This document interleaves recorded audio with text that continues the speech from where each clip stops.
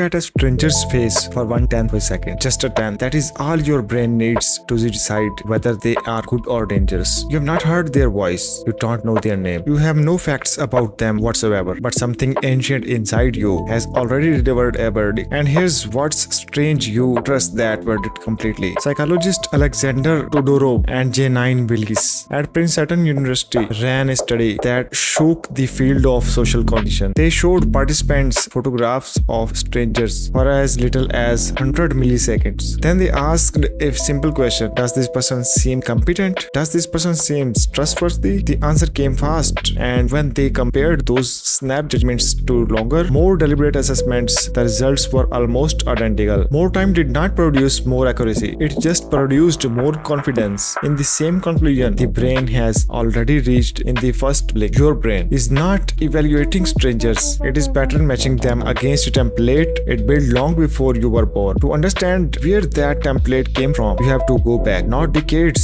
not centuries, millions of years. Your ancestors lived in a world where the wrong social judgment could end your life. A rival who looked aggressive might attack without war. An ally who seemed cooperative could mean the difference between starving and surviving the winter. There was no time for a long conversations, no resumes, no references. The brain had to get very good, very fast at reading signals from a face, and it did. The part of your brain most responsible for this split-second social calculus is the amygdala. It sits deep inside your temporal lobe, roughly the size and shape of an almond. It processes incoming visual data before your conscious mind has even registered that you are looking at some. Neuroscientist Joseph Ledoux spent decades mapping what he called the road of emotional processing. Sensory information, he found, travels two paths simultaneously. One goes to the cortex, the thinking brain, for careful, deliberate analysis. The other shoots directly to the amygdala, bypassing rational thoughts entirely, and triggers an immediate emotional response: fear. Must suspicion come by the time you consciously think about a face? Your amygdala has already filed it under threat or no threat. But what exactly is the amygdala reading? What features on a face trigger which response? The answer starts with evolutionary biology and what researchers call threat-relevant features.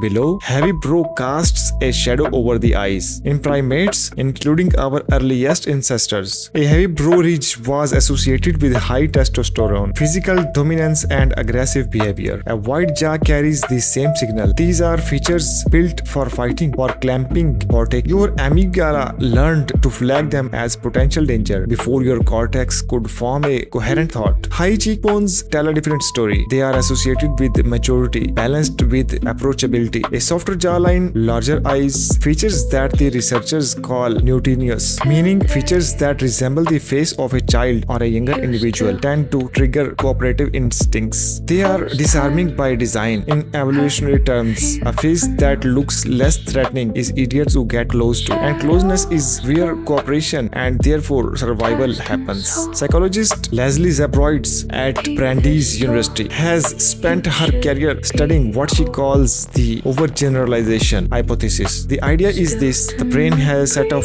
evolved rules for reading faces, rules that made sense for millions of years in ancestral environments. But those rules occasionally misfire. A person with a naturally low brow or a heavy jaw might be gentle, warm, generous, but your amygdala does not know that. It sees the structural feature, matches it against the template, and flags it as a potential threat. The rule is not about who was individual is. The rule is about what that feature historically predicted. You are not seeing the person, you are seeing the shadow of every ancestor who wore a face like theirs. This is why the same features that make a face seem threatening can also correlate with success in certain domains and disadvantage in others. Studies have shown that men with wider faces, a feature associated with higher prenatal testosterone exposure, are more likely to be perceived as aggressive and untrustworthy. But they are also more likely to be selected as CEOs and military leaders. Your brain reads them as dominant and dominance, depending on context, can mean dangerous or powerful. Sometimes it means both simultaneously. The bias runs even deeper than bone structure. Research from Tufts University, led by psychologist Sam Summers, revealed that facial trustworthiness judgments were shaped not just by structural features but by emotional expression residue. Every face, even at rest, carries a faint echo of its most frequent expressions. A face that has spent decades in expressions of warmth, of openness, of laughter, gradually settles into a resting configuration that reads and approachable. A face hardened by years of stress, grief, or suppressed anger rests differently. The muscles leave a signature and your amygdala reads it. The face you wear at rest tells people who you have been, not who you are. There's another layer to this. The brain does not just evaluate structural features and emotional residue. It also uses familiarity as a proxy for safety. Faces that look like people you already know, or faces that resemble the ethnic or social group you grew up surrounded by, get rated as more trustworthy. Not because they are safer, but because the amygdala treats familiarity as a form of information. Known quantities are lower risk by default. Unknown patterns require extra scrutiny. This is where the evolutionary gift becomes a modern liability. Alexander Totoro's research showed that in United States congressional elections, candidates whose faces were rated higher on perceived competence won the races roughly 70% of the time. The voters were not analyzing policy. They were not reading voting records. They were running a facial trustworthiness algorithm developed over millions of years of savanna survival and applying it to a modern democratic system. The ancient circuitry does not know the difference between choosing an ally and choosing a senator. Think about the faces you trust. Think about the faces that have made you feel uneasy. In an elevator, in a meeting, at a dinner party, in most of those cases, nothing happened. No one attacked you. No one betrayed you. The feeling was just there, uninvited, and you called it institution. Maybe you even said that person gave you a vibe. What you were actually experiencing was the echo of millions of years of facial threat assessment, misfiring in a world your ancestors could not have imagined. The interesting thing is that knowing this changes very little. Even researchers who spend their careers studying facial bias are still subject to it. The